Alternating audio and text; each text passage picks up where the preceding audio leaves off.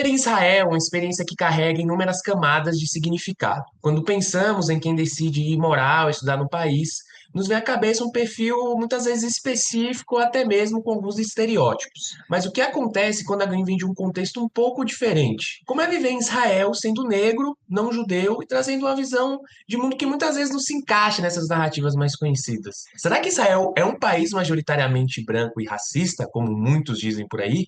Sou João Torquato, sou militante do Movimento Negro, estudo os conflitos de desintegração da República da Iugoslávia, e esse é o Eu Com Isso, podcast do Instituto Brasil-Israel. E eu sou Anita Efraim, sou jornalista, mestre em comunicação política e fanática por futebol. Para ter essa conversa hoje com a gente convidou o Rodrigo Vieira, que é planejador urbano, dedicado ao desenvolvimento socioterritorial e à moradia digna. Ele lidera a área de inovação e melhorias contínuas em tecnologias sociais na Gerando Falcões, integrando parcerias público-privadas e envolvendo a comunidade. Ele é formado em arquitetura e urbanismo e é mestre em desenvolvimento sustentável pela Universidade de Tel Aviv. A trajetória do Rodrigo é marcada por iniciativas que abordam parcerias com companhias israelenses para soluções socioambientais e territoriais em diversas regiões do Brasil. Rodrigo, bem-vindo, muito legal ter você aqui com a gente.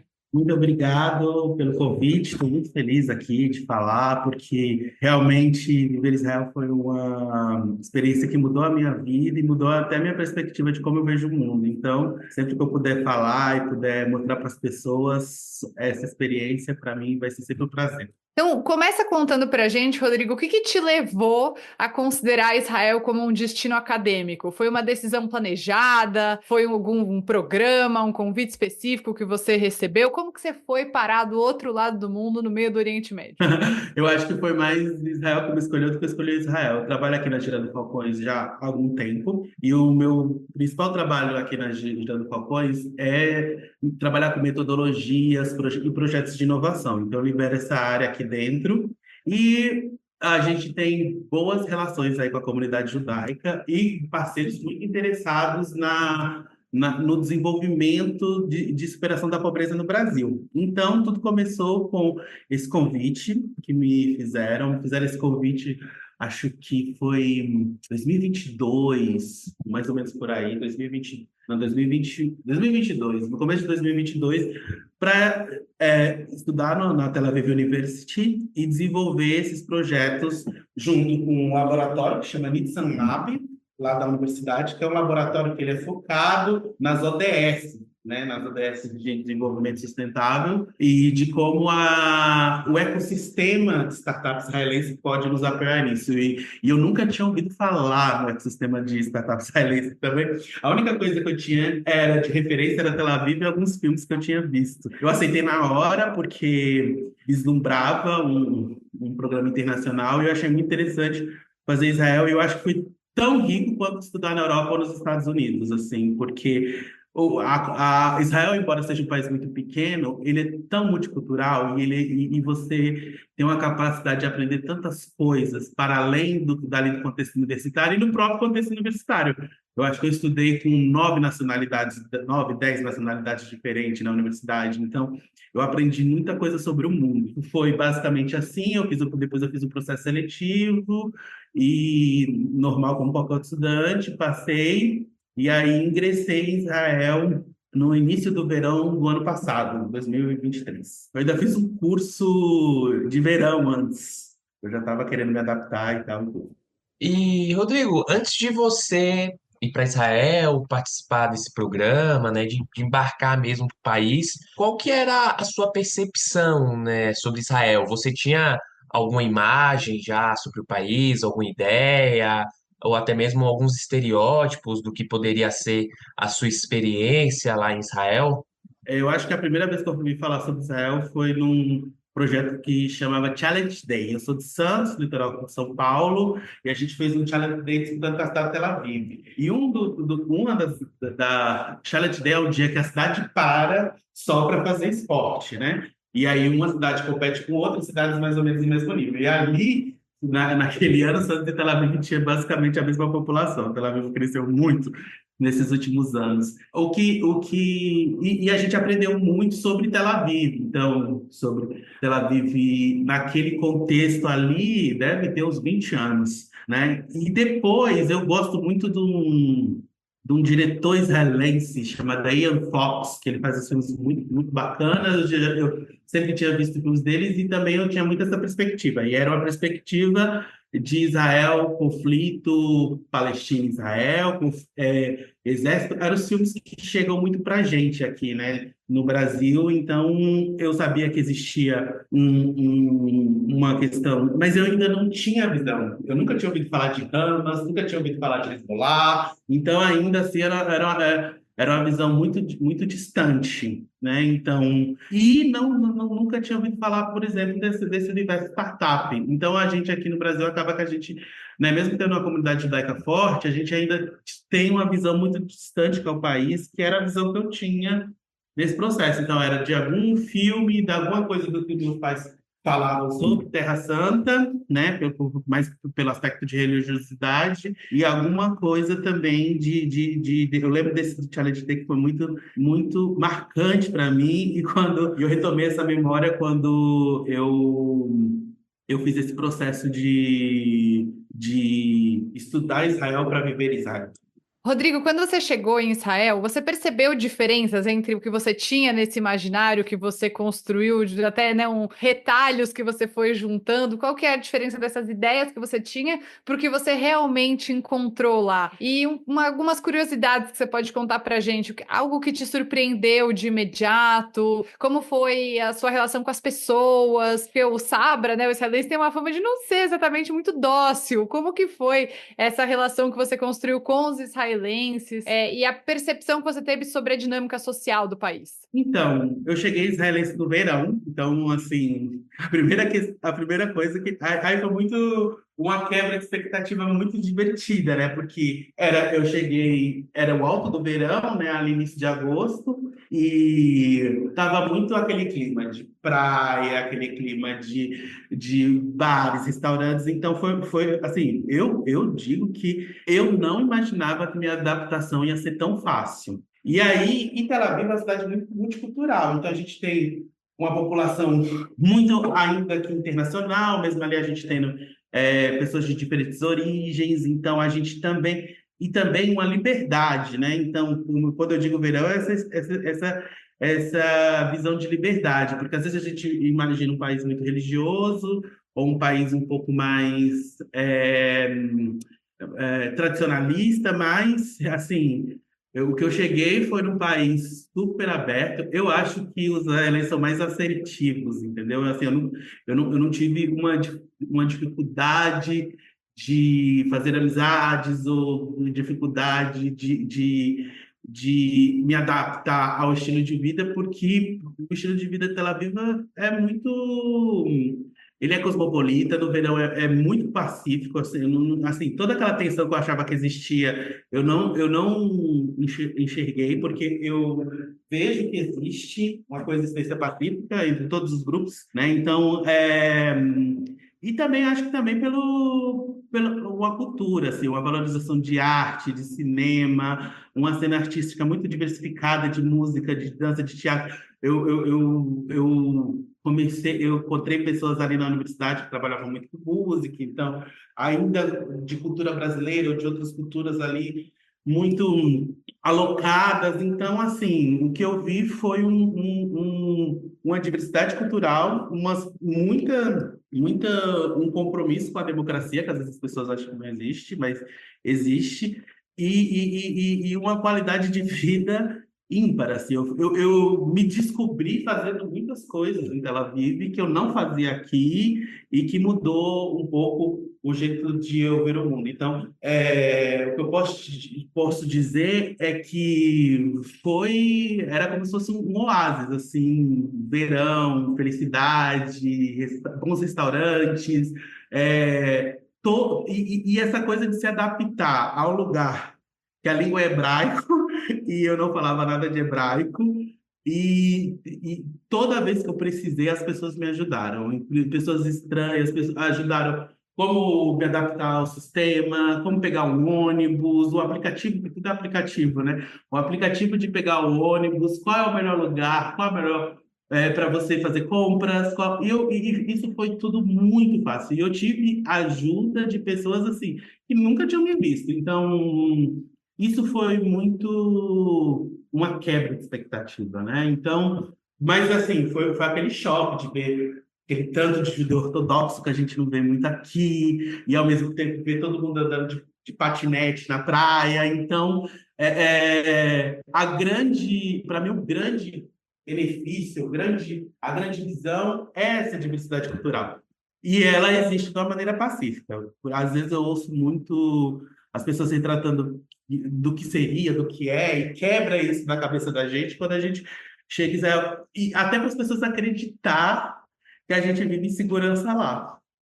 Nossa, Rodrigo, você trouxe assim vários aspectos, né? Mas isso da qualidade de vida que você comentou, enfim, a gente tá agora aqui no Brasil, né, no momento da discussão da escala 6 por 1 e as pessoas falam de qualidade Sim, de vida, sobre tempo de qualidade, e foi uma coisa assim, aí, né, tendo algumas discussões, né, em grupos de amigos, eu levei um pouco dessa percepção que eu tive em Israel da qualidade de vida ali, né, de dar, pelo sim, menos em Tel Aviv, eu até mesmo algumas outras cidades, mas Tel Aviv sim. ali de dar 4h30, 5h30, as pessoas saem do trabalho, vão à praia, vão ao museu, vão ao teatro, que é uma coisa que aqui é isso, né? Que a gente está discutindo ter mais de uma folga no final de semana, enquanto lá as famílias saem com seus filhos ao final da tarde, as pessoas.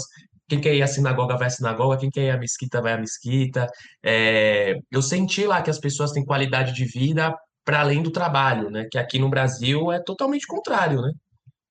O que eu posso dizer, posso ser até que eu esteja errado, mas eu conheci gente de diversos aspectos da sociedade, de diversas classes diferentes, e eu acho que não existe em Israel tanto esse extremo, sabe? Esse extremo que essa desigualdade tão escancarada que existe aqui no Brasil. Então, mesmo as pessoas que têm empregos mais básicos, né? Então, que seria principalmente esses empregos de escala 6 por 1, shopping center, comércio, serviços. Primeiro que as pessoas te tratam de igual para igual, não te tratam com esse aspecto como é que fala, gente? De servir, né? E te tratam normal, como o motorista de ônibus te trata como igual, né? Não é porque ele está dirigindo um ônibus. E essas pessoas ainda assim vivem bem, né? Então, tem suas casas, apartamentos, você não vê uma diferença tanto de educacional, uma diferença de moradia, qualidade de moradia. Então, mesmo as moradias mais simples que você vê lá em Israel, ainda assim, tem muito mais qualidade de cidade, integração de cidade que no Brasil. Né? Então, a capacidade das pessoas de adquirir bens, serviços básicos, assim, água, esgoto, isso tudo faz muita diferença numa sociedade como essa. Quando a gente está falando de qualidade de vida, né? Então, a gente saber que mesmo ali a pessoa, a caixa de supermercado ou o gari que está ali na rua, né? E Israel tem muito sistema tecnológico. Eu acho que isso tudo se envelopa, toda essa qualidade de vida, tanto qualidade de estado social, as pessoas se verem como igual, pelo espírito comunitário, que eu acho que para mim é o maior trunfo que Israel tem. Todo mundo é importante. Eu senti isso. Pela primeira vez na vida, eu senti que eu era importante em tudo que eu fazia. Então, eu ingressei no rugby, no time de rugby do Tel Aviv Ibex, assim, todo mundo se está bem, a gente precisa de uma ajuda aqui, numa mudança. Então, tem esse espírito comunitário das pessoas que ajudarem. E isso, para mim, era utopia, né? Ainda mais eu que morando em São Paulo, era uma coisa quase utópica, mas me dá essa impressão que todo mundo é importante, as pessoas, o jeito que as pessoas tratam o Rio, tem só um rio em Tel Aviv, e aí o Rio é perfeitamente organizado, porque existe um respeito. Então, eu acho que esse respeito, esse de comunidade, entender ali que a pessoa está servindo não é necessariamente é,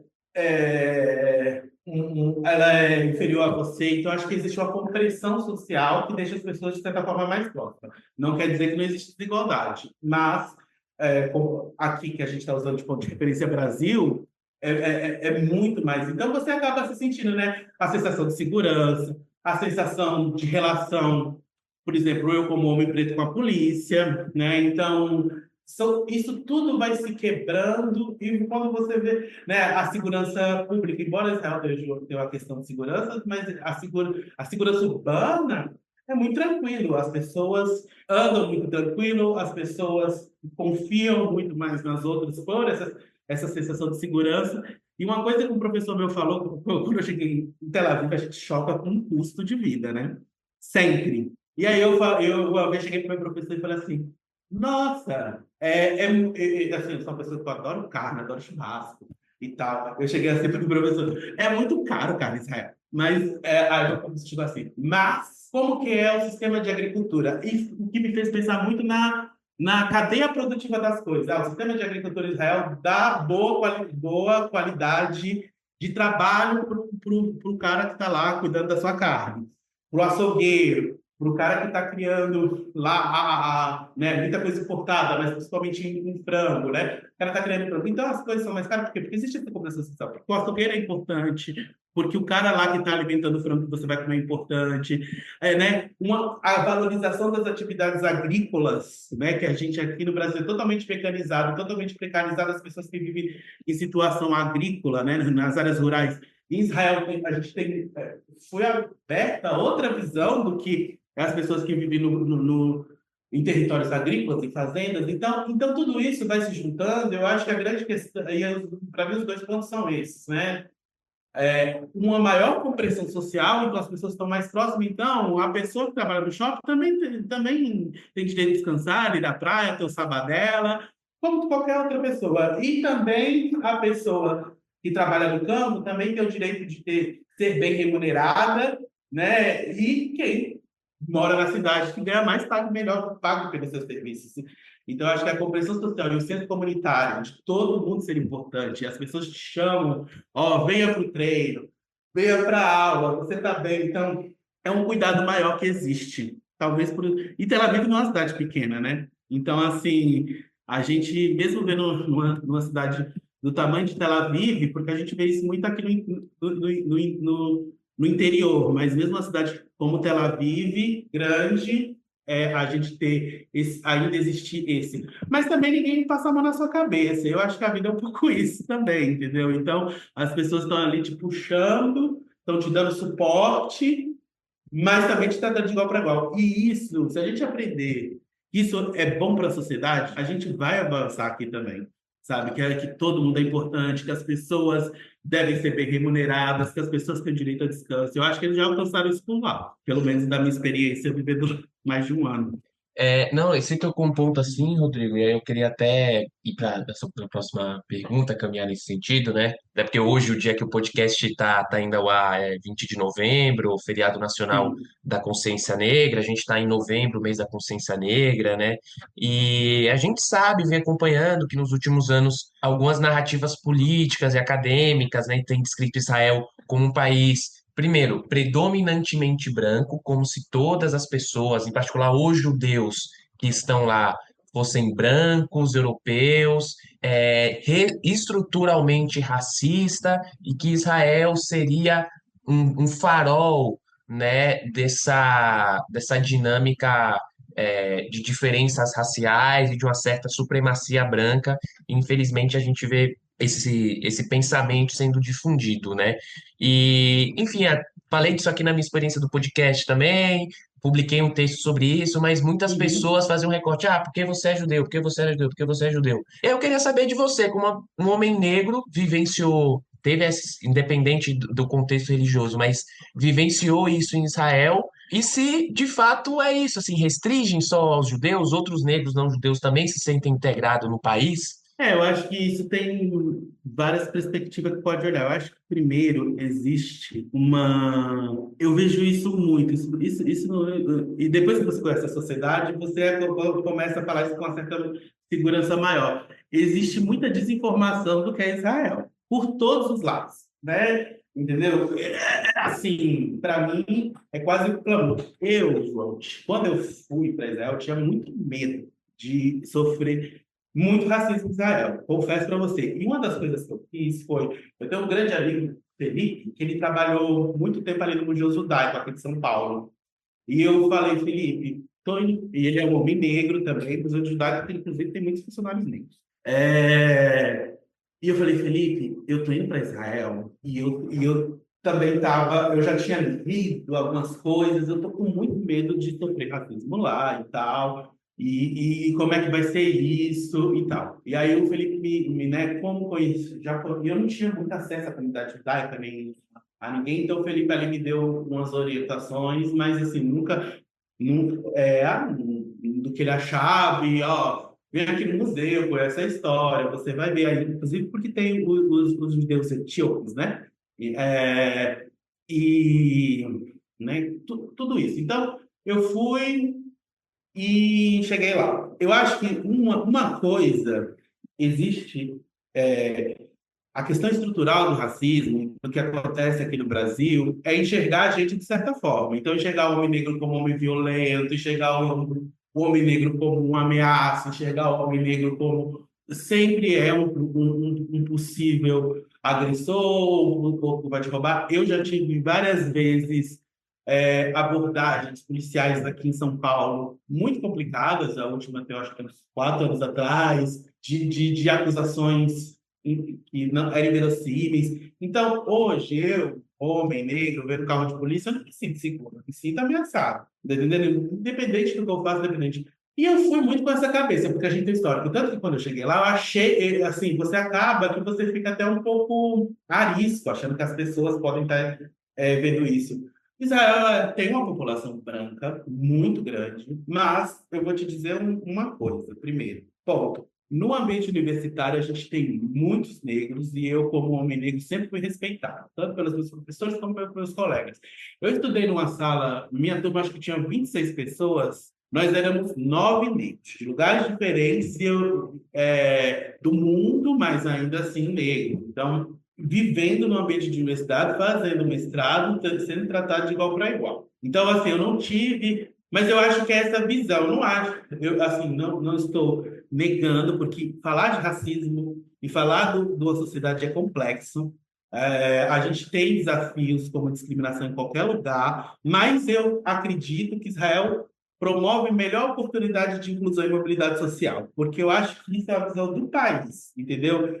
Então, né, a experiência de cada um influenciada de vários fatores, mas assim, foi me ofertado emprego, foi me ofertado oportunidades, eu fiz amizades com várias pessoas de diferentes origens, de diferentes classes sociais, que sempre me reconheceram, eu nunca fui abordado pela polícia, né, então, nunca fui, até porque você vê lá menos polícia do que você vê aqui, nunca fui maltratado numa loja, nunca fui, então, essas coisas, nunca senti olhar, nunca me senti, e também nunca senti que isso é um sentimento meu. Então, a gente vai dizer sobre sociedade, a gente vai dizer sociedade. Mas eu nunca senti que alguém me olhou como se eu fosse uma ameaça, como eu me sinto aqui no Brasil. Entendeu? Quando a pessoa olha para você e troca a calçada, quando a pessoa olha para você e agarra a bolsa, entendeu? Isso nunca me aconteceu. E eu tinha muito medo que isso acontecesse. E aí, eu tive uma experiência contrária, entendeu? Até e eu acho que a luta contra o racismo e discriminação é um processo contínuo. Agora, a gente tem uma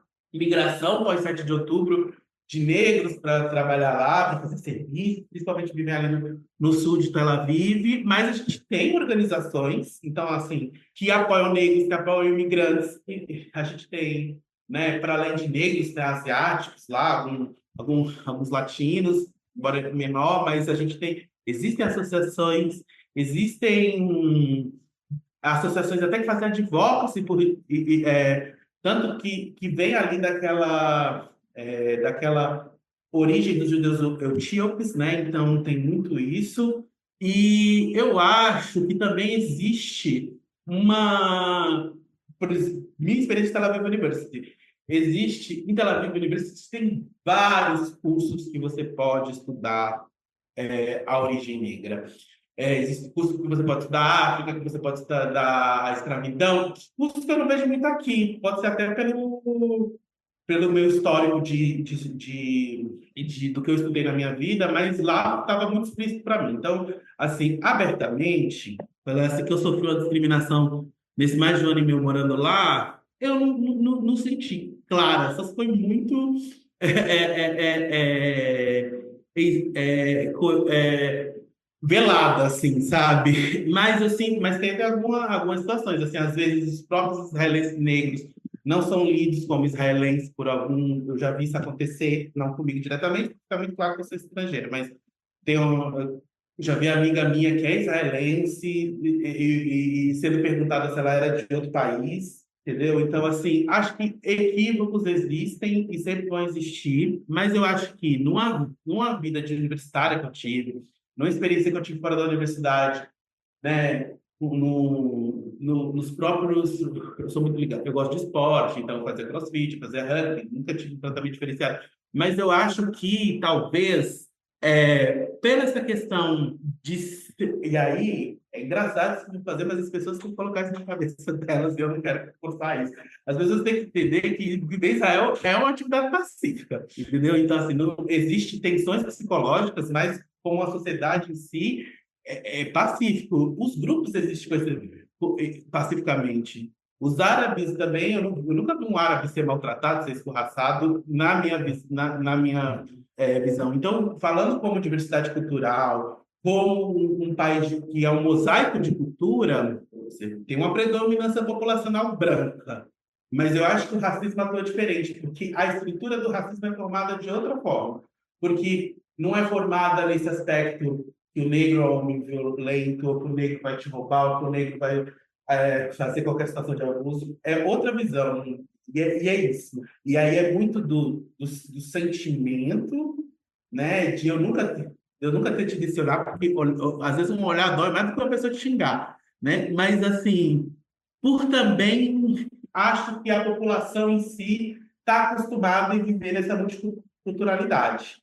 E aí, ao contrário do que do que muitas pessoas pensam, e eu falo sobre isso porque para a gente quebrar esse discurso, né, que é exatamente a nossa pergunta, as pessoas conseguem viver muito. Existem erros, porque racismo é uma estrutura complexa, mas também acho que existe ali desafios, como discriminação e racismo, mas existe também muita oportunidade de inclusão e mobilidade social que aí, por muitas questões, não são tão simples aqui no Brasil, né? Então, assim, acho que a luta por racismo e discriminação é um processo contínuo em qualquer lugar do mundo. Acho que a gente tem que engajar a sociedade a pensar nisso. Acho que equívocos existem porque, pelo desconhecimento, assim como eu sempre tive medo de fazer vários equívocos à sociedade judaica, ou não ofender, ou respeitar a religiosidade, ou os aspectos culturais, porque a gente está num estado que é muito, muito formatado nesse sentido, e você também não quer ir contra isso, inclusive, a gente até acaba admirando, porque a gente vê no dia a dia como tudo isso promove o bem-estar social, mas eu acho que é fundamental a gente sempre estar pensando em promover igualdade de oportunidade, a gente combater estereótipo de ambos os lados, né? E garantir, eu acho que todo mundo tem uma vida digna e justa. E aí que eu falo da estrutura de compreensão social, né? E que é essa estrutura de se não somos tão diferentes, se tratamos de igual para igual, a característica de raça não pesa tanto nesse momento, como no Brasil pesa. A gente vê a gente como pessoas que estão aí para servir, pessoas que estão para limpar o seu chão, pessoas que estão para, né, para ali um aspecto muito base de pirâmide social, né? Hoje, uma turma de mestrado em Israel tem muito mais representatividade negra, pela minha experiência, do que uma turma de mestrado no Brasil, né? Daqui eu estudei, eu fiz mestrado em 2016, 2015. Né? Então, são grandes abismos, mas porque eu acho que existe também uma maior vontade da população branca em entender os históricos também. Você é branco, você sabe que você tem a questão do racismo dentro de você. Mas eu acho que também, numa perspectiva de diversidade, Tel Aviv é muito especial, né? LGBT, negros, gênero, né? Então, se a gente for para o caminho de diversidade, Tel Aviv é uma cidade completamente acolhedora, eu acho que para qualquer tipo de pessoa. É isso, né? Tel Aviv é uma cidade diferente. Israel tem vários. Parece que você viaja 1 hora, parece que você está em outro Sim, planeta, basicamente. Mas é isso, né? Lembrando que esse é um episódio também sobre a vivência, sobre a história do sim. Rodrigo e o que ele viveu em Israel, né? Rodrigo, e falando sobre viver em Israel, você até tocou rapidamente nesse assunto. Conta um pouco pra gente como ficou a sua vida depois do 7 de outubro, né? Um susto gigante, uma tragédia enorme, uma guerra que começou a partir de então. Teve algum momento que você pensou, meu Deus, o que eu tô fazendo aqui? Uma situação que bagunçou muito a sua rotina, ouvir as sirenes com tanta frequência. Como foi que tudo mudou a partir desse momento? Ou não, né? Pode ser que não tenha mudado tanto. Então, eu não sei se esse é o melhor exemplo para isso, porque como eu lido com a guerra e como eu lido com a vida é um pouco mais parecido com o que os israelenses também lidam. O que que acontece? Quando a guerra foi muito diferente dos conflitos da 7 de outubro foi um conflito muito diferente dos conflitos que estavam ali acontecendo, né, antes. A gente já sabe, tanto que assim, eu tive 2 meses pré 7 de outubro, acho que quase 3, que assim, é como se eu estivesse vivendo em outra sociedade completamente diferente. Não sei se era muito, foram momentos bons, foi um momento de adaptação muito fácil. Eu acho que quanto a isso, foi um choque, porque de repente tudo parou. Para mim, o mais difícil foi a relação de quem não está lá. Por quê? Quando você está lá, eu sempre me senti muito seguro, eu vivia num prédio muito seguro, e eu comecei a pensar, bom, fazer o que os israelenses fazem, porque eles já vivem aqui, eles já estão aqui, porque eu sentia dos estudantes internacionais ainda uma ansiedade. E tanto que eu servi meu apartamento muitas vezes ali de abrigo quase psicológico, entendeu? Quando teve o ataque do Irã, lá em casa encheu de gente, porque o que eu acho? Eu acho que existe o terrorismo ele é uma coisa muito, muito, muito complexa, porque o terrorismo quer que você pare sua vida, que você deixe de fazer o que você quer e que você viva eternamente numa prisão psicológica do que vai acontecer. Isso, né? Então, assim, é muito. O terror psicológico é muito grande. E aí tem como você reagir a ele, né? Então, assim, a primeira coisa que eu pensei vamos ser resiliente, vamos continuar a vida, e aí você tira a força não sei da onde, mas não vamos deixar eles acharem que a gente tem que parar tudo, entendeu? Então, assim, se a gente for analisar, né, e o que mais me intriga é as consequências. Então, eu consegui viver muito bem, eu consegui viver. Nos primeiros dias você tem esse primeiro. O que está acontecendo? O que é Hamas? Eu não sabia o que era Hamas. Depois eu fui entender o que era Hamas. Depois eu fui entender o que era Hezbollah. Depois eu fui entender e aí, muito, né, o campo político se apropriou disso de uma maneira assim, um pouco complicada na minha visão, um pouco até irresponsável, né? A gente vê muita. Você não precisa falar para a Palestina, você não precisa falar contra Israel. Eu consigo enxergar dessa forma, né? Então, assim, eu nunca vi um israelense falar para mim que desejaria que as pessoas em Gaza morressem ou qualquer outro tipo de coisa. Então, isso para mim é uma situação muito complexa e muito complicada, porque a gente vê de outra perspectiva. Eu acho que a vivência foi muito margeada de começar essas discussões internamente para mim, provar para as pessoas, minha família, meus pais foram as pessoas que mais me apoiaram e estavam tranquilos. Tanto que eu não quis sair, eu não quis desistir. Teve pessoas que desistiram do curso, teve pessoas que saíram e ficavam com medo. Eu tive amigos que ficavam em pânico, dava o alarme do incêndio, do fogo, né? Aquele alarme de fogo, as pessoas já ficavam. Então, assim, eu criei uma resiliência minha. Então, eu fiz acompanhamento psicológico, eu cercava de amigos.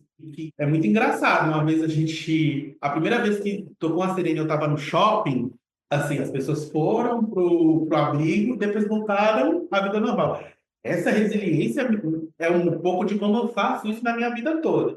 Então, o primeiro ponto estressante para mim foi a minha família e a minha família entender que eu estava bem, porque, assim, meus pais e minha mãe, assim, mas eu tinha gente falava, volta, meu Deus, e até um pouco como as notícias chegam ao Brasil, né? Aí eu comecei a acompanhar mais como o Brasil estava colocando a notícia, né? Então, chega de uma maneira que parece que, mas assim, Israel é muito seguro da segurança estrutural, do que você tem que fazer, para onde você tem que ir. A sociedade israelense também é muito bem. Ninguém se desespera, você não vê gente gritando, gente correndo.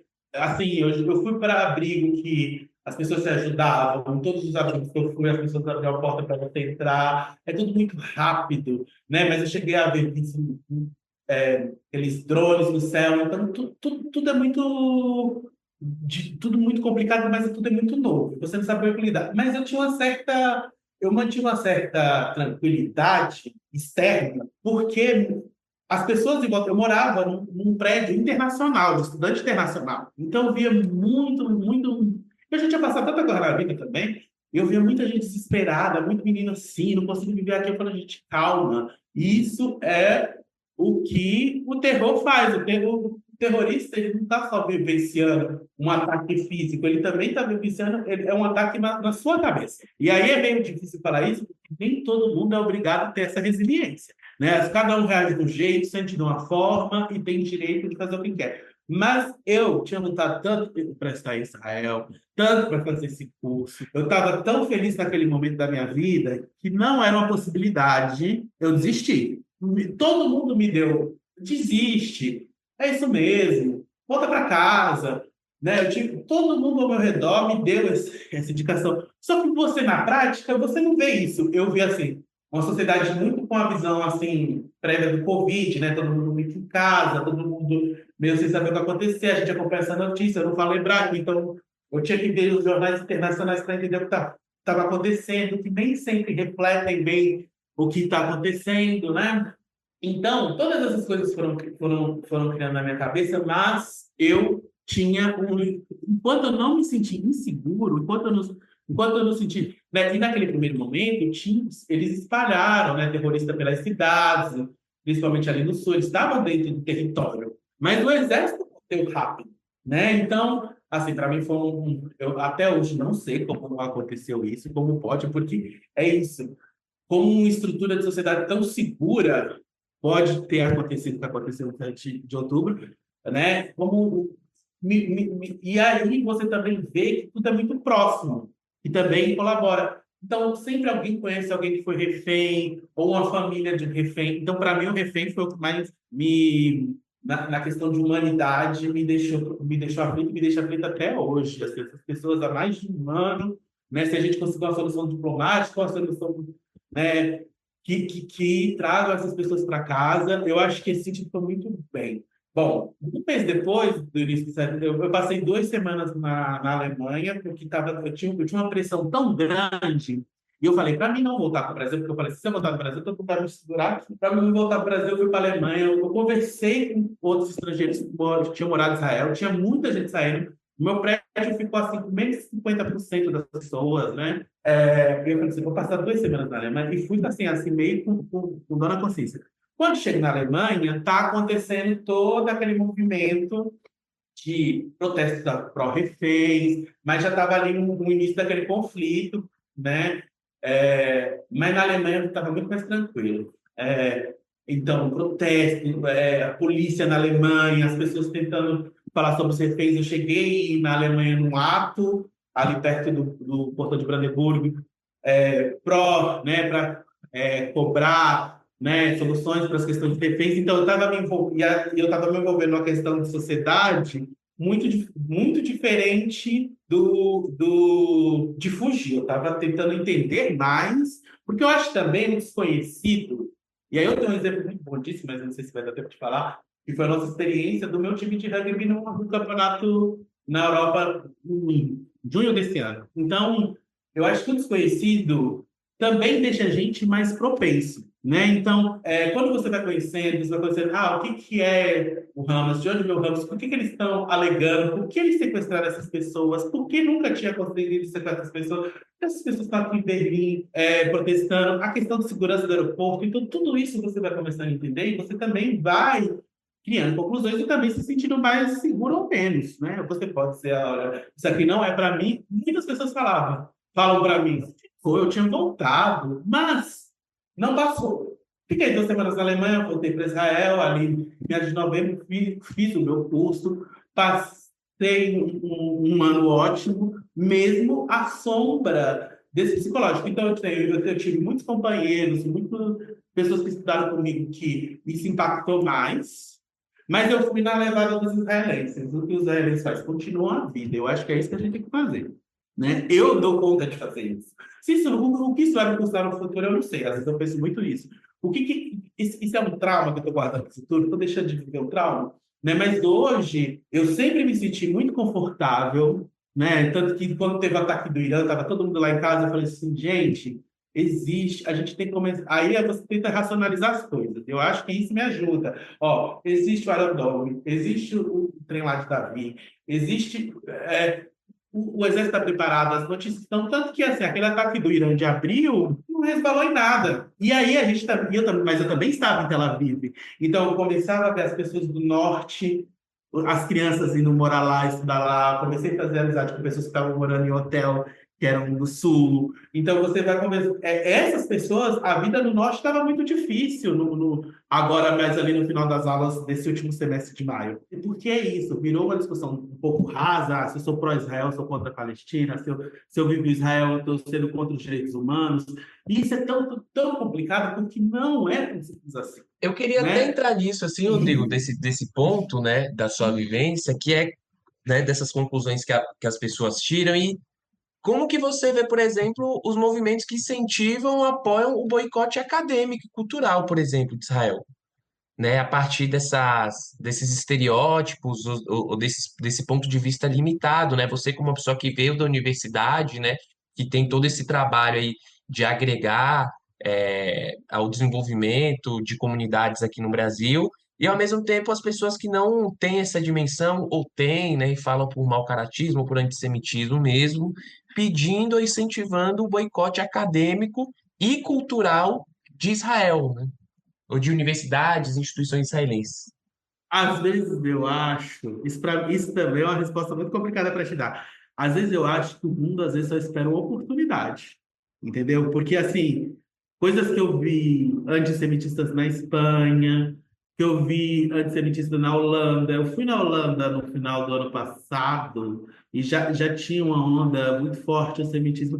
Que na França, não fui na França, né? Mas na Espanha eu vi as pessoas jogando tinta vermelha, né? Eu acho que representa sangue, não sei o que ela estava fazendo, porque observei de longe, mas jogando tinta vermelha em sinagogas ou em lugares que elas sabem que pertencem à comunidade judaica, até em comércio. Eu vi em Barcelona isso, né? Então, e aí eu fico me pensando no que isso traz, né?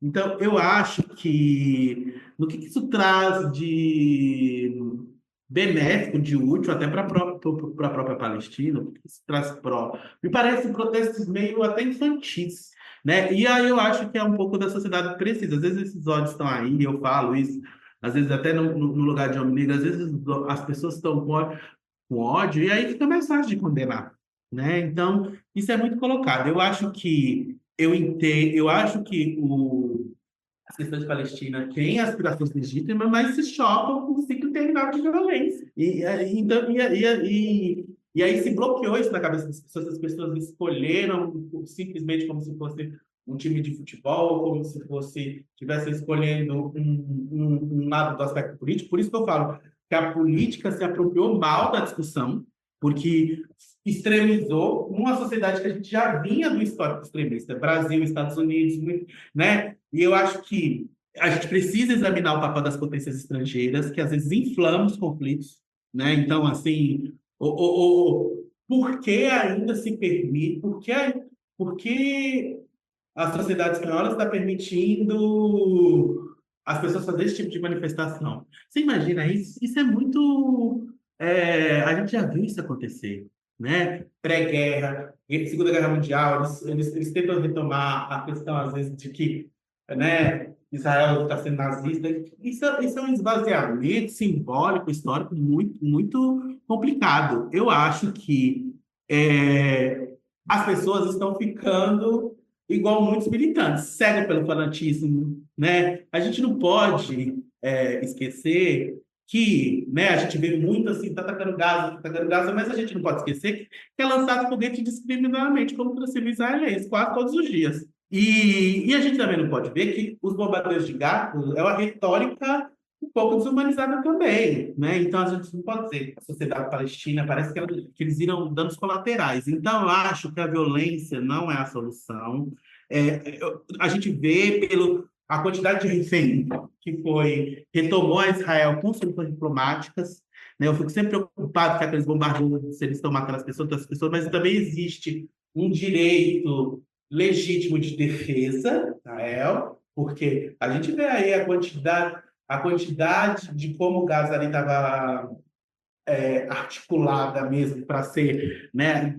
Gaza era, na minha visão, estava virando se transformou eu não sei como explicar, porque isso é muito complicado de explicar, mas é como se fosse uma bomba relógio viva. Porque se você tem uma base militar debaixo da escola, se você do hospital, né, a gente tem relatórios que já mostram isso, né, não é artificialidade. Como você também promove a sociedade um Free Palestine dessa forma? É isso que é ser Free Palestine, entendeu? Então, assim, eu acho que é uma perpetuação do ciclo de ódio e sofrimento, e eu acho que muitas vezes as pessoas estão inflamando isso porque não conseguem ter uma capacidade de diálogo, será simplesmente você bloquear Israel, aquilo que aconteceu nas universidades americanas, uma falta de reconhecimento, né, da contribuição toda, de todo esse histórico, né, de conhecimento científico promovido pela essa comunidade, que é histórico. E parece que tudo se apaga e agora vamos bloquear como se fosse uma medida tão simples assim, né? Então eu acho que o grande problema é as pessoas esquecerem, né? Esquecerem a instrumentalização da memória do Holocausto, esquecer o sofrimento do povo judeu, tá entendendo? E achar que isso se resume a oprimir outro povo, né? A gente vê que as sociedades no mundo estão no nacionalismo exacerbado, né? Então as pessoas estão cegas para a realidade e estão transformando isso em massa de manobra, entendeu? O Estado de Israel nasce ali, pelo meu entendimento, como um refúgio do povo judeu, né? Que estava sendo opressor naquela situação, numa situação pós-Segunda Guerra. Mas assim, será que a gente vai repetir os erros do passado? Será que a gente vai colocar isso tudo de novo, né? Será que como a gente visa romper o ciclo de violência? Eu acho que pensar em só bloquear culturalmente, pensar em só bloquear... Israel tem muito a promover. Precisa, talvez, tirar essa visão, né, de Israel como um processo de um país que tem uma visão histórica e religiosa só. Israel é a nação startup, ela tem uma alta concentração de empresas inovadoras que podem colaborar em tecnologia, cibersegurança, biotecnologia para o mundo. Eu trabalho com pessoas todos os dias focadas em trazer soluções que superem a pobreza aqui no Brasil, independente de aspecto político, independente de visão. Eu acho que a gente tem uma sociedade que sempre encorajou muito ousadia, criatividade, que corre risco, que num território de muita escassez, mas sempre está impulsionando inovação em busca de solução.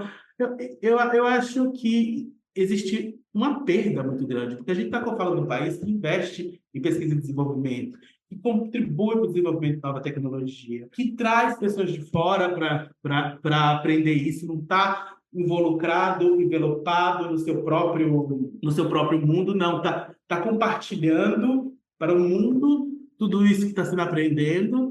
E eu acho que isso é uma ferramenta política um pouco complicada de você dizer que a solução é fazer um bloqueio a Israel, tanto que ainda não foi feito, né? Não sei quando que vai fazer. E posso ser que eu esteja sendo inocente falar nisso, mas eu estou falando com base no que eu vi, no que eu acredito, do que essa sociedade pode promover para o mundo. E aí eu acho que as pessoas precisam conhecer esse lado de Israel.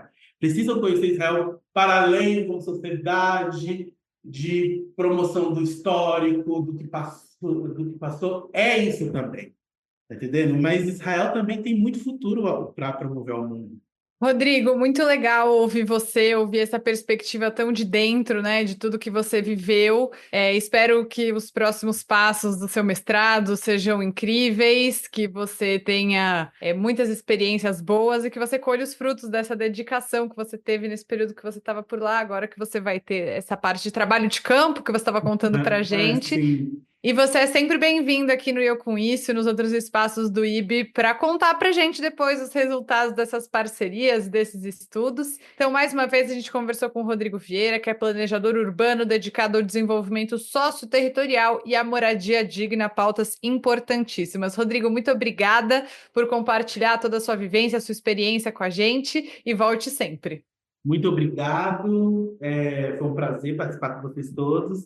E eu acho que, para o final, quero que estamos abertos ao diálogo. Eu estou sempre aberto ao diálogo, à crítica, a aprender mais. Ainda assim, eu quero dizer que é importante a gente olhar a sociedade de um prisma um pouco mais aberto. Eu acho que se eu pudesse dizer isso, né? Israel é um Estado democrático. Israel, você tem o direito à liberdade de expressão.